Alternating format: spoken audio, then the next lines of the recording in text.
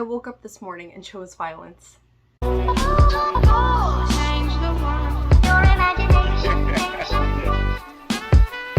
could change the world. Only God. Oh my god. Oh my god. Ha! Have I slept? I don't know. I literally just woke up like an hour ago. Still drinking my coffee.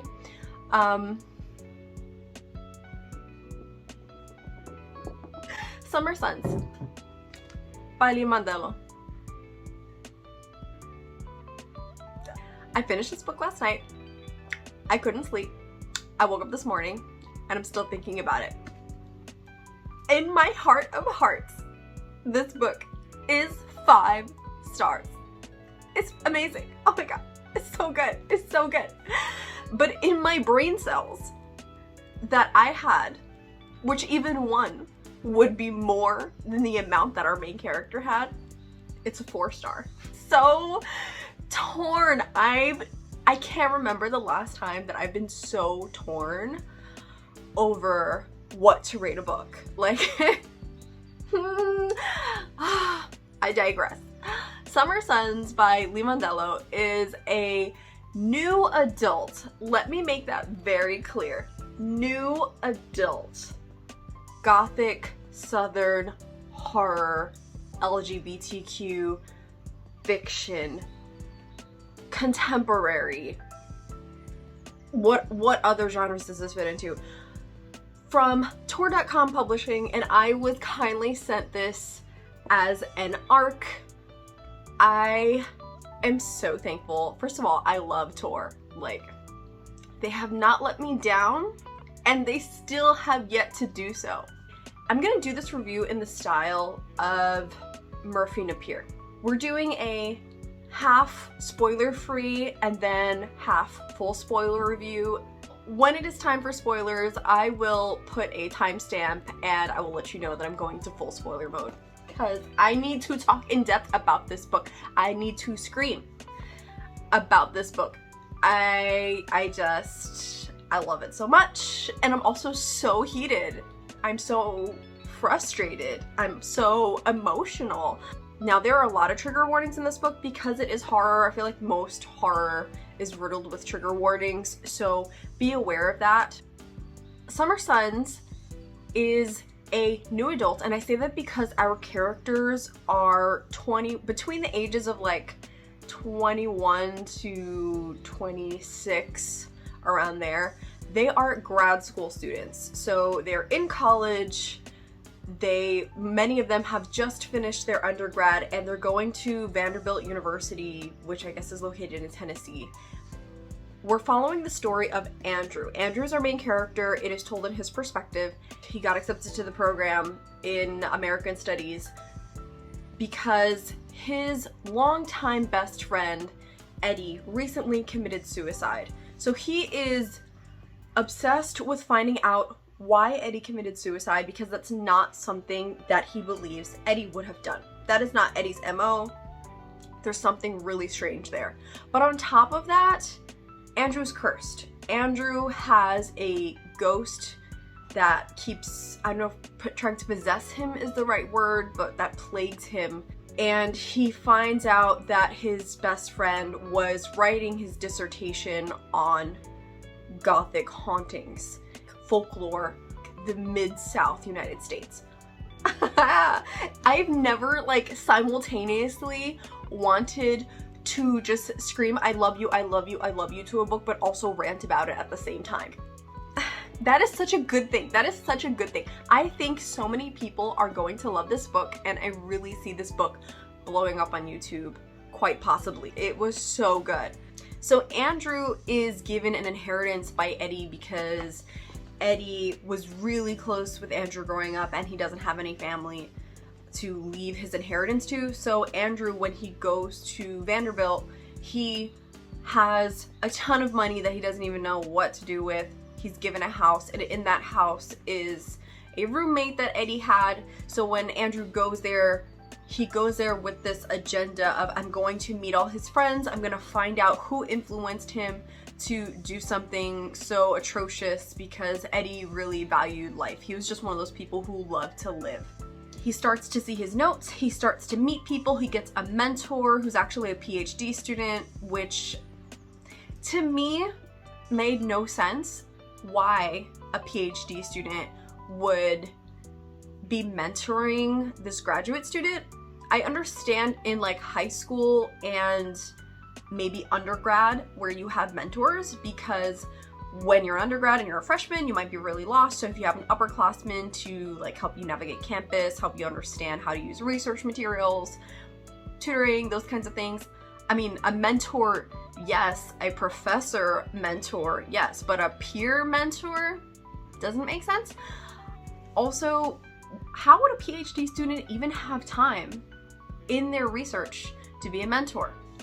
There's a professor who is overly interested in Eddie's research. Between the professors, between the mentor that Andrew gets, who is also the mentor that Eddie had, and the drag racing friends, and the roommate, and just everyone else in the situation, or the friends he partied with hard with drugs, Andrew's like, who do I suspect? Everyone's a suspect. There is a lot of heavy drug use in this, and there's also a really high quality smut scene. So be aware of that. If smut is not your thing, there is smut in here. There is gore, there is self-harm, there is grieving. We do have some polyamorous relationships. I think it might take a while. If you don't originally end up connecting with Andrew and enjoying Andrew in the beginning, it might take you a little while to get connected to characters if you're a character-driven reader. I personally don't need a favorite character to enjoy a book. I don't need to like any of the characters to enjoy the book. I was still enjoying the book even though I didn't really have a favorite character until almost over 50% through the book, which is Riley, by the way. I love Riley so much. And West. I love both of them. These characters will probably come off as really unlikable in the beginning, so if that's a major factor for you, I would say just give it more time. This is like what Fast and Furious should have been, but it wasn't. If you like Fast and Furious, first of all, he drives a Supra. That's hot, okay? Lee Mandelo has to be a Fast and Furious fan. However, Fast and Furious, was it 4, I think, when they started doing like super spy stuff, and all of a sudden they're like jumping out of buildings, and now there's a helicopter, and then there's a submarine, like back when it was just about racing. I think the last movie where it was just about racing, pre-Tokyo Drift era, right? We're good. We got muscle cars, there's racing, it's fun. It's like, if you like cars, you're gonna like this. So I really enjoyed it. Listen. But our main character is so frustrating. It's so frustrating. I understand 110% why the order of things that happened in the way that they happened, because I was able to guess the ending at about, I want to say like 65% into the book. But that didn't spoil the ending for me because it's a very slow build horror. I would say that if you're new to horror, if you read mostly young adults and you would like to slowly get into adult horror, this is going to be a really good segue for you to begin reading adult horror. Because in the beginning, the scenes are not very graphic. It's a very slow build, in both the relationship slow build, but also in the horror slow build aspect. In the beginning, when the ghostly gothic aspects began to happen, I was like, they're happening? Okay. I guess from my experience of reading horror, I'm usually used to things being way more descriptive. So this is the kind of thing where a scene might happen that is going to lead directly into a ghost happening, but you don't even realize that it's happening until you're already in it, and you're like, oh wait, something horrible's happening, but there's this like really weird transition between reality and the abstract, like spiritual haunted aspect, which I think was the point. I think that's what the point was that Andrew really couldn't decipher what was reality and what wasn't reality because of like this possession that was going on. So even though I struggled with that, I see that as a literary device that was done really well, and is why I think this might be really good for people who are unexperienced with Gothic horror. Now, Eddie is from Rich Money, as this took place at a very rich, predominantly white college. We have a handful of POC characters who are just like, I'm sorry, what? What are these white people doing? They're messing with ghosts? What is that? Plantation money? That's that voodoo money. Keep that away from me. I don't want a part of it. They're just like, I'm not having it. You see that door? You better go through that door. Do not go through this door. It was done so well. They were just calling out the systematic racism left and right. I was like, yes. Everyone gets their comeuppance. It is so good. I see you. I see what you're doing.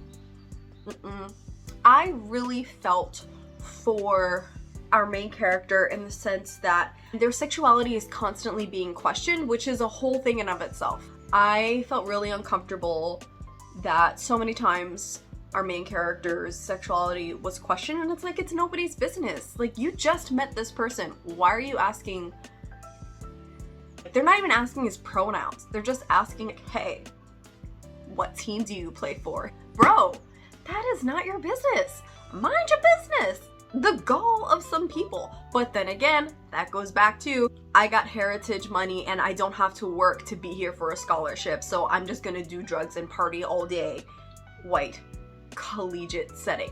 I will say that I was more invested in the characters and the relationship building and Andrew's well-being, even though I wanted to punch him in the face. I was more interested in his well-being, and I was really nervous about him following into the same footpath as Eddie. I was more interested in the characters with the heavy drug use. I was more interested in like Riley and Wes. I was interested in what Wes was gonna do about graduating when it seems like the system is against him and these professors are being racist. I was so invested, not in the characters themselves, but in their situations and their relationships, more so than the haunting aspect of this. So when it got to finally the horror part, I was like, oh, that's bonus. I loved it. I didn't get a lot of gore in the beginning. I am the kind of horror reader that I want things to be as dark as possible. I want them to be as messed up as possible. I want them to be as gory, body horror, psychologically messed up. If I'm still sleeping at night after finishing a horror book, no, it's not 5 stars. No. So, I will say that even though the horror part of this didn't keep me up, it was the fun. The fun of quality mystery, the fun of rooting for people, and the horror was like a bonus. It was a fun achievement unlock at a certain point where I thought I wasn't going to get any gore. And then it happened. It happened at a high caliber. And did I mention the smut was so good? This review is all over the place. This review is probably... What am I gonna do with editing this review? I don't know how I'm gonna edit this review. I've literally been talking in circles for like the past 30 minutes. When we say that this is a Southern American Gothic horror, we're not kidding. Most of it takes place in the house that Andrew inherited from Eddie, but it's all kind of in this heat of the summer, or not even, because like the fall semester, so it's probably like in September. It's probably set in September, I would say. But it's still September in the US is still summer because fall doesn't start until like end of September. So this is still technically transitional seasonal book. You know who would like this? If you're fans of paranormal. Is it paranormal? Paranormal Activity? If you're a fan of Paranormal Activity, you might like this. Quite possibly. And Sam. Sam is such a himbo. Sam is the Vin Diesel to Andrew's Paul Walker. I swear, Andrew was like, I want to be Will Graham so bad. I want to be Will Graham from Hannibal so badly, but he didn't have enough brain cells. The most basic person. I know it sounds like I'm ranting, but you guys, I loved it. It was so good. We have moments where there's like homophobia and it's addressed. And I wouldn't say that it's always addressed well, but it is addressed on various levels. I don't know what else there is to say about this because I've been rambling at you. Probably don't know it because I don't know how long this video is going to be by the time I'm done editing it, but I've been rambling. I don't even know what percentage of this footage is going to be usable. I loved that we had characters who balanced out the stupidity of other characters because they were like, no, what is wrong with you? What are you doing with your life? You're doing what? No, we're not doing that. We're doing this. Love you. I love you. Time for spoilers. If you are not here for the spoilers and all you needed was the spoiler-free section, thanks for coming. Let me know if you plan on reading this book in the comments below. If you're interested in getting into Southern Gothic horror, Summer Suns comes out on September 24th of 2021 from Tor.com Publishing. Please go check it out. Now that we're in the spoiler section, listen. I cannot stand Andrew. He is the most unlikable main character, and that is why our baby boy Riley made this book. Our baby boy Riley did everything. He was just like, you have no brain cells. You're dumb. Why is it that you are clearly haunted by a ghost? But do you ever consider the ghost to be a probability as to why this stuff is happening? You're like, nope, it could be the cocaine. Nope, it could be the hot boys that were distracting him. Nope, it could have been peer pressure from friends who didn't understand him and made him do things that were totally against his MO. Nope, it could have been the drag racing. Nope, it could have been some like new boyfriend, girlfriend. The entire time, he was alluding to one summer where something happened. Something happened that summer, way back when, where the curse took effect on Andrew. Something happened between him and Eddie when they were kids. However, this is one of those books in that kind of situation where I personally wanted more information in the beginning. I would have rather had it information heavy in the beginning rather than slowly building up to reveals later on. But I understand that that could not have been the case because it would have been much too easy to deduce what the possible outcome would have been. So I completely stand by the story structure that Lee Mandelo chose. I think it totally works.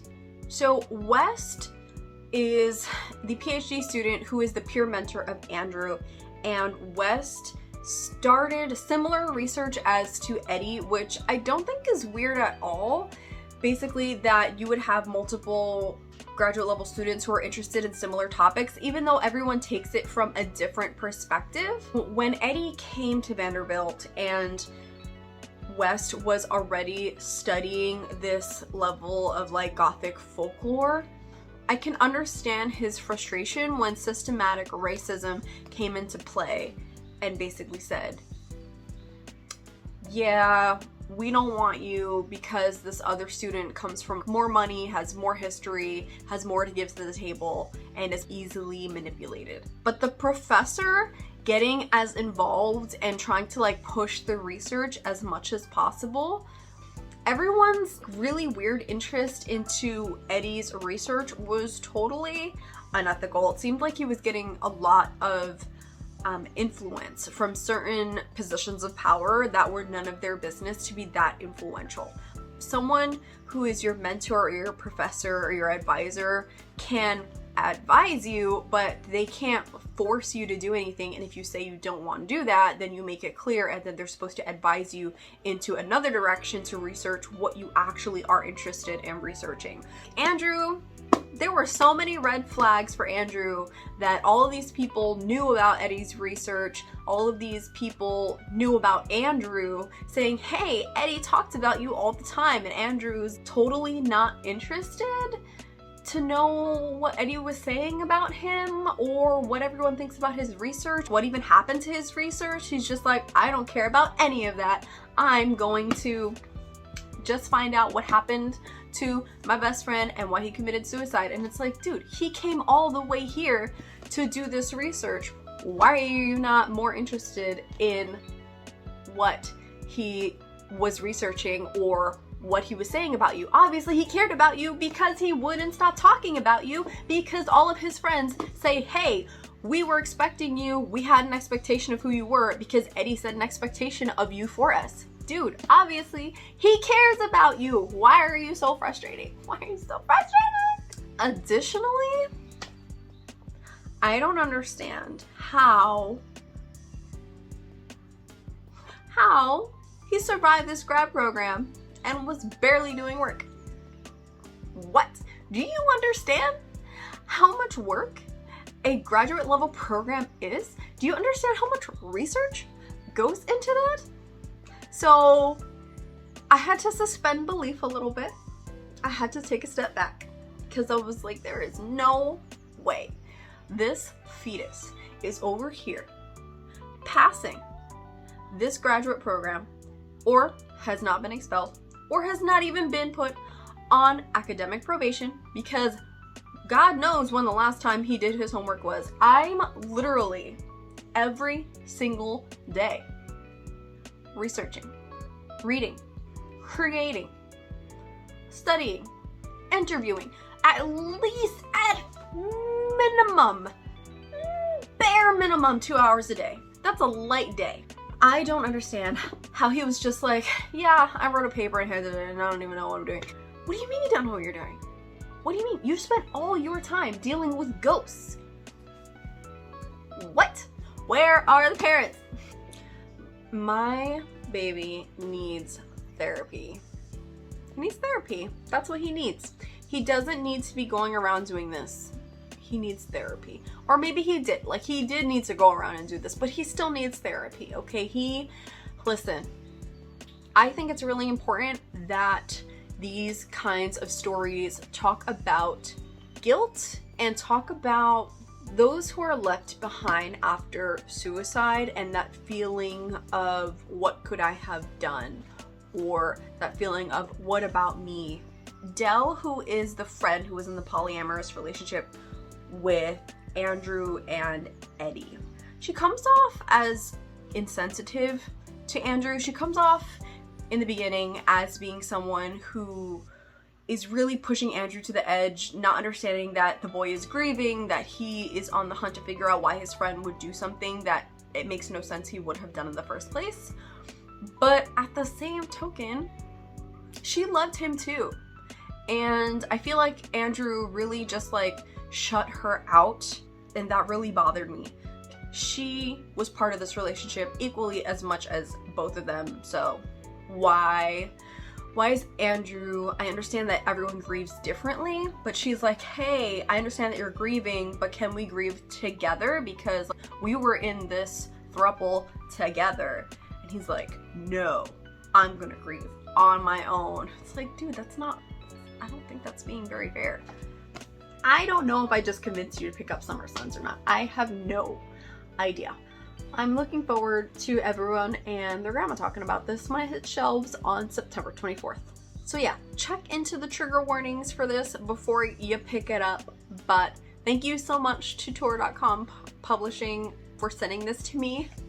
And you know, hit me up because I'm a fan.